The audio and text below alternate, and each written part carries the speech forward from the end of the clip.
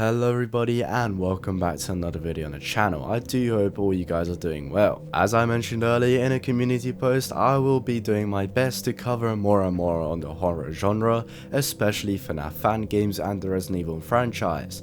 Now, Separate Ways DLC has actually dropped a few days ago, but unfortunately I can't be asked to cover it just yet, but do keep in mind I'll make a video for it in the future. But anyway, today, getting on to the main topic, I've been wanting to cover this trilogy for the longest time, and just last year in 2022, the trilogy finally got completed with the third game, and that is of course One Night at Flumpty's. Now obviously being a trilogy, this consists of 3 games, One Night at Flumpty's, One Night at Flumpty's 2, and One Night at Flumpty's 3. The first 2 games came out all the way back in 2015, but the third one just came out last year. Funnily enough, the second One Night at Flumpty's game is probably my favourite FNaF fan game of all time. So just for that reason, I will be covering the second game in a whole nother video dedicated to it.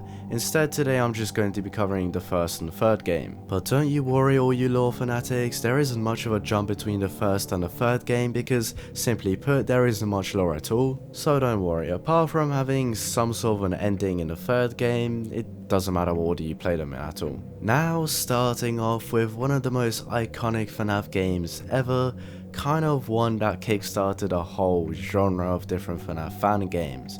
One Night at Flumpty's, coming out in 2015, just a year or even just a few months after the initial release of the original Five Nights at Freddy's. The game was created by Jonochrome and I will leave a link to the game in the description. Now, taking a look at Jonochrome's developer commentary, he did mention that the whole thing kind of started off as an inside joke and he pretty much just wanted a project to work on while he's learning a new software. Pretty much Jonochrome had absolutely no idea and no anticipation of how big this game would become. Many, including Markiplier, the big boy himself, called this pretty much just another FNaF clone when he first played it, and he'd kind of be right as the mechanics are very similar to FNaF 1. And when I say very similar, I mean they are literally the exact same, except from the clown bit. That bit is original. If you go over to actually check out the game, there are 2 versions, One Night at Flumpty's and One Night at Flumpty's the old version. After playing through both versions, I can say that the differences are absolutely minimal. Personally, I didn't experience any bugs or glitches with either version. With the old version, you press escape to fully close the game. In the new version, you hold escape and it takes you back to the menu. That's pretty much the main difference. But other than that, what I found strange is that the old version actually uncaps your frames to 60 and the new one is capped at 30, so yeah, not exactly much of an improvement there. So I just think play the original, cause why not, that's the way people experienced it back in 2015 and your frames aren't capped at 30. Oh yeah, one more difference between the new and old version is that in the new version you do have hard boiled mode, which pretty much just increases the difficulty. In One Night at Flumpty's 1, the characters are Flumpty Bumpty, Birthday Boy Blam, the Red Man, Grunkfloss the Clown, the Beaver, and Golden Flumpty. In terms of each of these guys' mechanics, I can tell you very easily just by linking them to their FNaF counterpart. Flumpty Bumpty is Bonnie, Birthday Boy Blam is Chica, the Red Man is Freddy, the Beaver is Foxy, Grunkfloss the Clown, he's new, and there you have it pretty much. Flumpty comes from the left, Birthday Boy Blam comes to the right, the Red Man also comes from the left, and the Beaver will be sitting on a toilet with some newspaper, but around 3 or 4 AM I think, he puts down the newspaper and starts running at you, and he will do this about 2 to 3 times before the night is over. As the Beaver is very similar to Foxy, all you need to do is keep an eye on him on the camera. When you see him running down the corridor, shut the right hand door, and after the banging has stopped you can open the door again. It's just the time frame in between you realizing that he's gone and actually being at your office is a lot more slicker than with Foxy, so watch out. Even though his mechanic is very easy to keep a track of, he did end up killing me 2 to 3 times, so yeah. Just like FNaF 1, there is a camera which you can go on but you can't actually see what is going on as it's being blurred out. One Night at Flumpty's as well as the other 3 games are chock full of pop culture references, especially references to games. Seriously, in the first game, just based off your office alone, you have Ronald McDonald, Diddy Kong, King Kong, Mario, Mario, Winnie the Pooh, you have all sorts of people in there. Overall, it has to be said that it was a very unique and stylized game at the time. Even though it pretty much directly took over from FNaF mechanics, it was a breath of fresh air. And that's not even mentioning just how funny the game was, including its character designs, the type of stuff the beaver was reading on the newspaper while he was sitting on the toilet, the beaver sitting on the toilet in the first place, the different camera angles, the office. The whole thing is just a massive parody of FNaF. A massive parody of FNaF that just so happened to be very chiseled down and polished. The jump scares, while being totally ridiculous, are actually terrifying. Once you get bogged down in the whole comedy of the game and learning the new mechanics, you forget to think about the actual horror aspect of it, and yeah, these jump scares and especially the sound the characters make can seriously catch you off guard. A very influential game. Now it's time to move on to the third one, Night At Flumpty's Free. The first thing to note is that this game is a lot newer than the other two being released around 7-8 years ago in 2015, and this one just being released last year in 2022.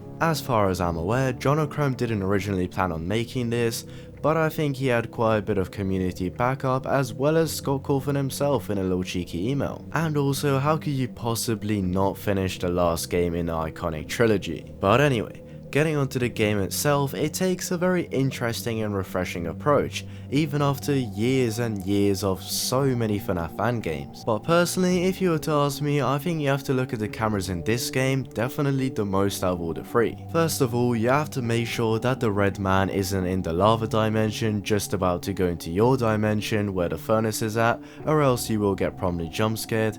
You also have to make sure the beaver clown thing isn't crawling down the duct, that's another thing, and also checking if the clown is on the cameras or not. If you can't find him anywhere in the cameras, then make sure you do not flash the corridor in front of you. This will lead to a jump scare. Whilst the earlier two games are very intuitive and you probably already figured out the mechanics in the first night or so, well, in terms of getting jump scared and restarting because there's only one night, but with this game it's a lot of trial and error, especially on Flumpty's night. However, this isn't necessarily a bad thing. If anything, you spend more time playing the game, and if you were to go through a whole playthrough including the normal night as well as Flumpty's night, it will take you around 20 to 30 minutes, which is actually quite long for a FNaF fan game, considering this is only one Night At Flumpty's and not even a week. Pretty much, once again, chock full of references, you're stuck inside a refrigerator, I think?